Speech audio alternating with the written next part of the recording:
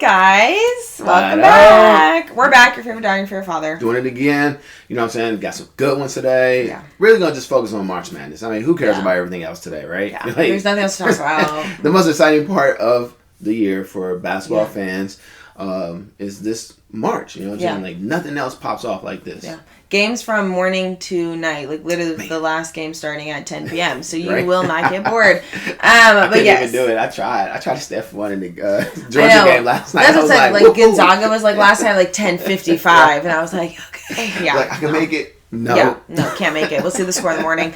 But yeah, so the first round's already happening right now. So these past couple of days have already been kind of intense. I think ESPN said there's like not even any brackets that are really still perfect right now. It was like this morning they was talking about like maybe over 2 million brackets were correct as of today. It's insane. So out of 24 and a half, I think they said on ESPN was made. I don't know about CBS and all those other networks. Yeah. But I did mine on ESPN, and I was 5.4 million in the ranking yesterday until North Carolina caught it. Yeah. I mean, like, we can just jump right into it. I mean, my bracket's, like, gone, guys. We wouldn't even need to talk about it. But the big one that people were, like, excited for in a way was Miami, Ohio first made the tournament, which was exciting for them. And then they got their first win against SMU, but now they go against Tennessee, which will be, I think, will be a challenge. I like it. I haven't watched a lot of Tennessee. But Tennessee, from what I've heard and I've seen slight highlights, is an equal match team to, you know what I'm saying, Miami, Ohio. I mean, they did run the table in their conference. And they made it to the Elite Eight last year. Yeah, you know what I'm saying? So, like, I like it. I like Miami, Ohio actually being in because I was concerned that they wasn't. I was afraid that, you know what I'm saying, the committee was going to leave them out. Yeah. But the committee, I didn't want to leave them out because they heard people playing. I'm going to say that pressure was on them. But they made them play at the 11 versus 11 to even get to the part where they make Tennessee. So, so I like it. I'm glad they did their thing. Tennessee will be a good matchup for them. Yeah. I love Tennessee. I covered them last year at the Elite Eight, and they were super great. Their coach is adorable. I forgot you did. Yeah. So, love that for them. We're just glad Miami Ohio even had a chance. Yes. They basically was very deserved. So, if they beat Tennessee, will we start using the term Cinderella? I mean, like, no, because you went undefeated in the regular season. You only get Cinderella if... I personally think you only get Cinderella if you are, like, literally the underdog. Like, if what was it, Siena? Yes. If they would have beat Duke. Okay. Yes, now that's a Cinderella story. Okay. You know what I mean? Like when NC State came in and no one had heard of them in the regular season. We all heard of Miami, Ohio in the regular season. Right. We did. Okay. I like that. I can rock with that. That's what I think. That's my opinion. I mean, so we can talk about Siena almost beating Duke. Woo. 71-65, and they were leading the whole game. Yeah. Duke started leading literally in fourth quarter at the very end. But they pulled it through, and then coach at the end said that Duke's head coach said that they just weren't ready. Yeah. His team wasn't ready. I saw the last 5 minutes of that game when Duke finally did get a lead. And I liked the way coach handled it. So he said that he was out-coached by McNamara. Right. For which, if anybody remember coach, you know what I'm saying, the coach for Siena, he was a point guard at Syracuse when Melo was there. Oh, I didn't know that. And, like, he was legit. Like, dude was a smart point guard. He wasn't the best scorer, but he was a legit point guard, knew how to play the game, knew how to get people in the right places to, you know, be successful. So, I think with that, it was a great test for Duke because they've been rolling. They come off the ACC championship high, and they almost got handed first round. I genuinely think Siena playing their starting five the whole game besides like 10 seconds, you could tell at the very end it got sloppy. You could tell they were missing their free throws. They were tired. I feel like you could just tell like they just got outworked at the end. And it was OT? No, almost OT though. Almost, yeah. So like that was a tough one to do. I don't know how you not played at least 3 of the other 11. Well, I mean, when you're a team like that, it's not like your roster's like stocked to like, you know. Like you at that point, like if you're playing that hard, you gotta find a way to like you call a timeout or you like purposely have someone come in off the bench and just foul or something. Yeah, you know what I'm just saying? to like get a breather. Like to have your starting five play. you know what I'm saying, 47.5. Like, that's you tough. could tell, like, they just started chucking threes. Yeah. Like, at that point, it was like, we're just going to try and see if something hits, and you can't just, you They can't one win of my like moves, that. you know, when I get tired, that's what I do. Guys. I just come up, and I'm like, hey, I'm shooting it. I let the team know, I'm shooting it, and I just pull up. Just be like Reggie. Just say, I'm shooting it. I'm shooting it. I'm tired. And then they'll just let you. Easy peasy. It's the tired rule of pickup. Once you get tired, I'm just pulling. Pickup game, March Madness first round. It's same thing. Anyway, same thing. Fine. And then, okay, so a lot of upsets, actually, now that I'm even looking at what we're talking about, a lot of upsets. Wisconsin, I don't really care. I saw them play. To be honest. It's okay. Anyway, like, they were okay. Whatever. You know what I'm saying? Yeah. Who they get beat by? They got beat by High Point. High Point. High Point is an interesting story. I forget the young man's name. They got a shooter, and I saw the stat late last night, right before I went to sleep. I'm sorry, y'all, but the young man only shot 4 2-pointers the whole season, and one of them was the game-winning layup last night. he shot 140 or 160 threes throughout the season. That's insane. 4 layups, no free throws. Like, my man just shoots it. He's like, when he gets the ball, he's like I said, hey, I'm pulling. So for that to happen, that was unique. Wisconsin, like I said, they were average Big Ten team. Yeah, anyway. they were okay.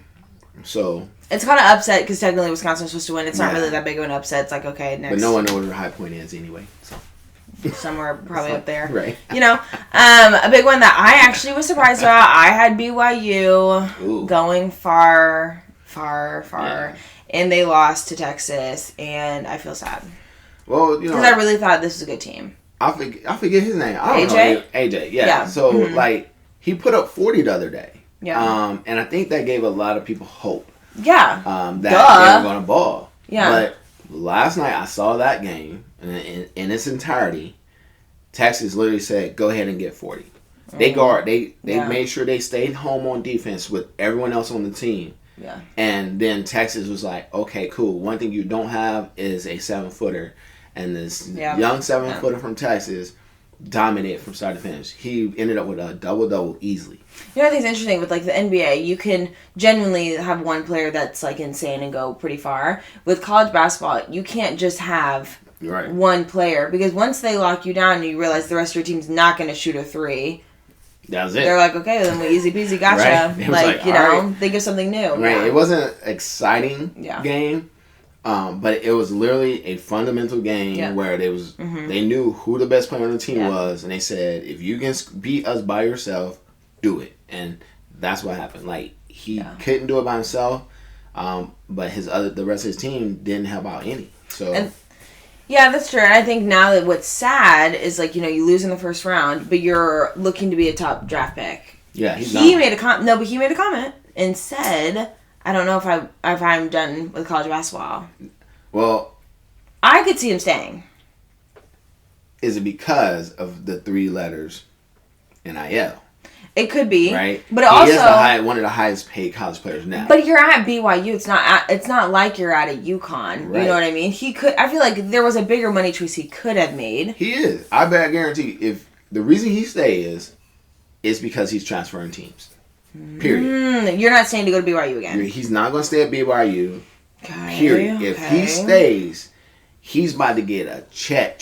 Like an NBA style salary check, and it'll be somewhere else besides BYU. I almost think too, some of the college players are getting scared to go straight to the league due to a lot of them now wanting to come back to college. So that could be a part of it too. I don't know if it's because they want to come back though. I think it's literally just because how easy is it for me to make this money? Yeah. Right? I might as well make money and maybe go farther in the championship, whatever. Right. I go to the league, I sign my rookie deal, right? I'm going to get $3-4 million, maybe $6 or whatever. Casually, right? Per year. And let's say in the schedule NBA, I got 80 games, 82 games or whatever, right? College, I can get the same amount of money and I'm going to play 30. 32, 34 if I get to the tourney. Yeah. And I can go. I don't have to work out every day. It's like I'm a star player. Yeah. I'm gonna still get a commercial deal. I'm still gonna get a Gatorade, shoe deal. Yeah. Right.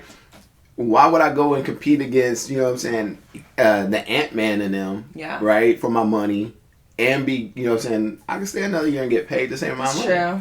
So I'm not mad at that. In the grand scheme, I think the money is dictating how players decide if they want to go to the league or not. Like, if you want the competitive nature, you go to the league. You go to the league. If you want to compete and you feel like I've done everything I can do for college, it's boring now. Right. Yeah, but this thing, I just don't feel like you've proved enough just quite yet. That's all. Not him. He's still great, though. Like, he's great for college. I don't think he'll go and change a team yet. There was a couple times in the game last night where I was like, oh my God, he can dunk on dude. Yeah. And instead, he shot a layup. Yep. Right. And I'm like... But is that because he's like, I don't need to prove it. But you almost still do, babe. Go out there and kill him. Yeah, you know what I'm saying? From a competitive nature, go out there. If you can take over the game, take over the game. Instead, I think he played a little bit passive. Yeah. So safe. That's our opinion. I mean, if you go to the league, great. If you don't, great. Thanks. Right. That's all. You're making money regardless. We'll be talking about you again next year, regardless. Regardless. And then the big one, I think was the biggest probably upset of the day for a lot of people's brackets was UNC losing to VCU. Yeah. I don't think a lot of people saw that coming, but you made a point before this saying it's not like UNC was super great. I almost think it's just because they're UNC.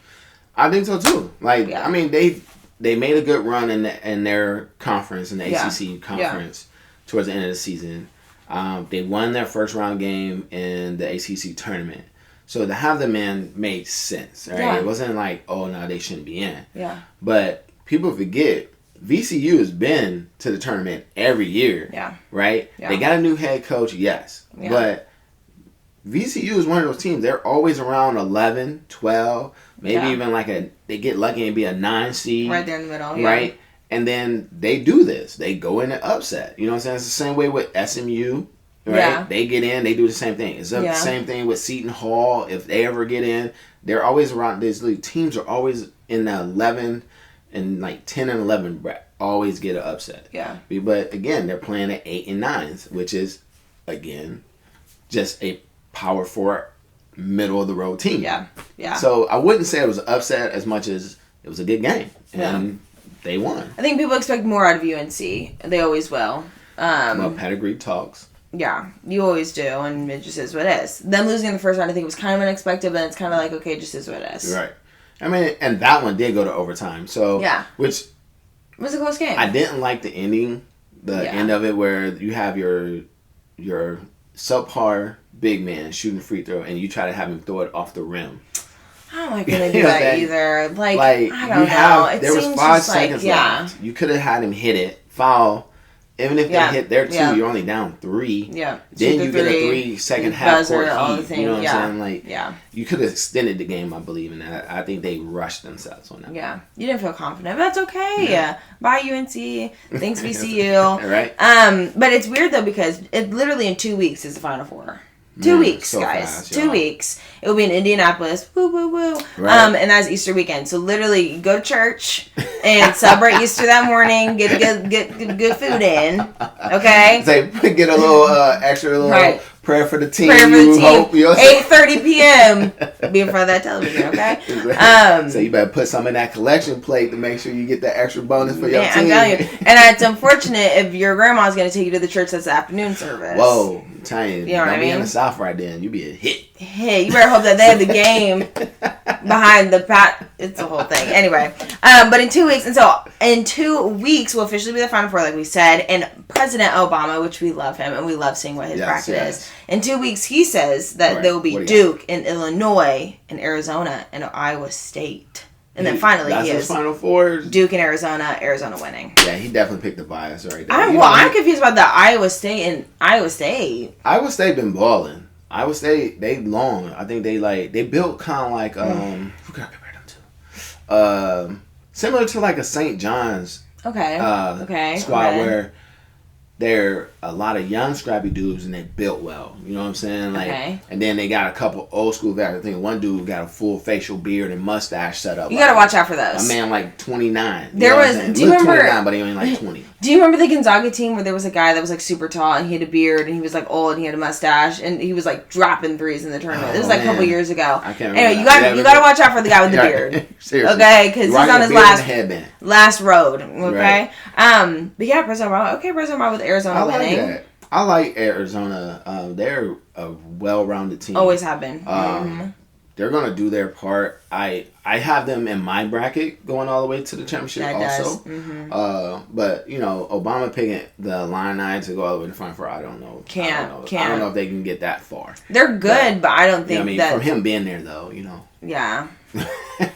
that was his place. We still love you, Barack. You know what I'm saying? And that's where he started his political career. Yeah, we still love you, Barack. It's fine. But yeah, basically his like picks and our picks are like mashed together. I have Duke going all the way. Dad has Arizona going all the way. I have Duke winning.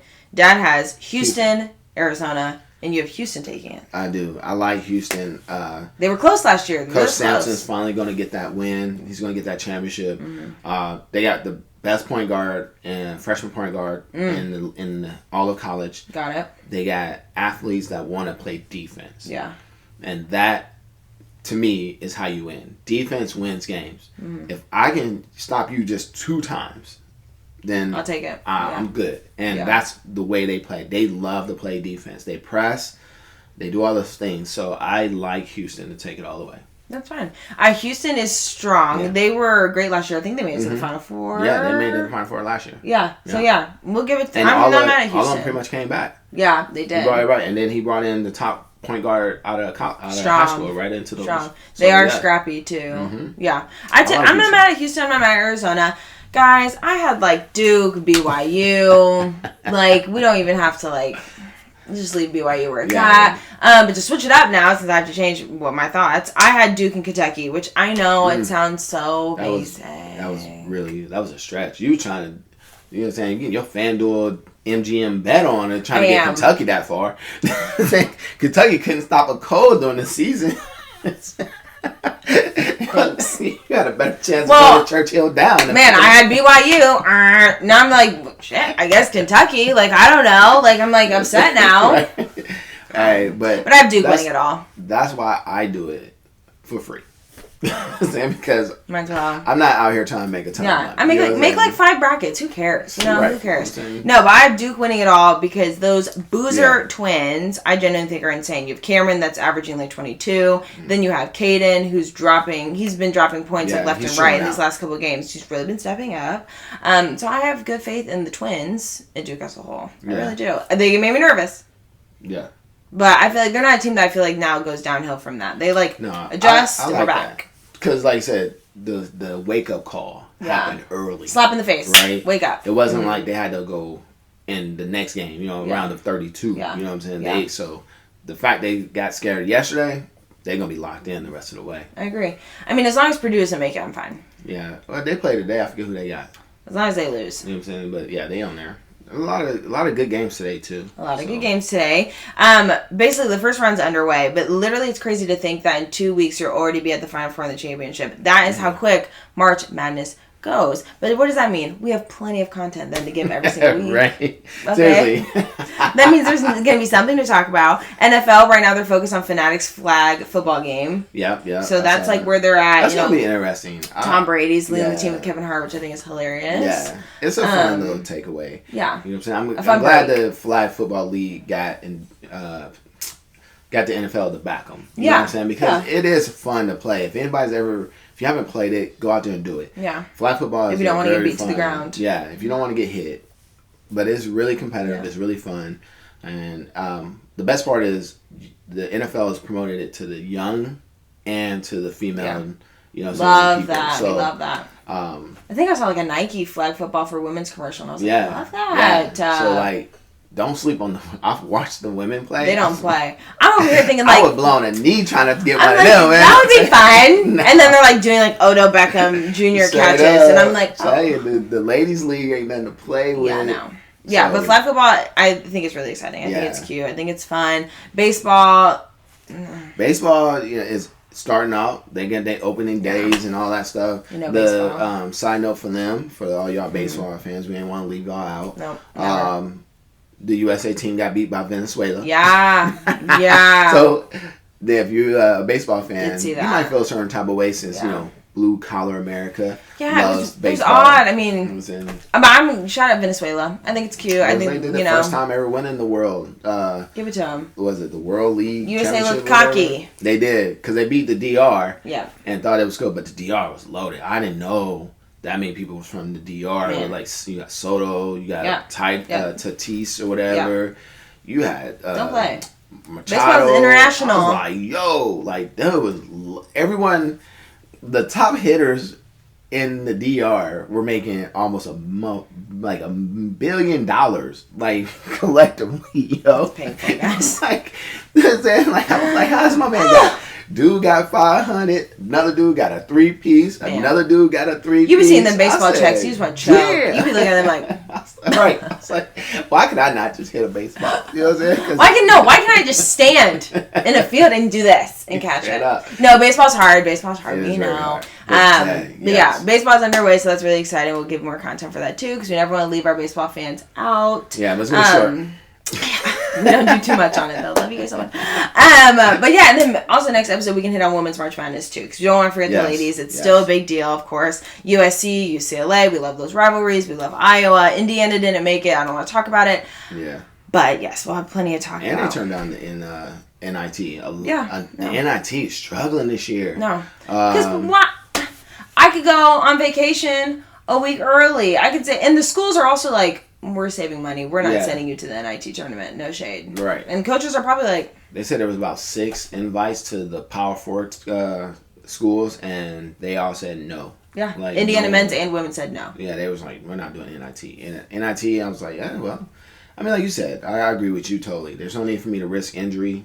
There's injury, the it's money. Not gonna give me any promo. Yeah. So, it's a waste of time. I'd rather just... And thank you so much. Because in college football, you don't have an NIT tournament for if you don't make the... You just don't make it, babe. We're not doing the participation award. No.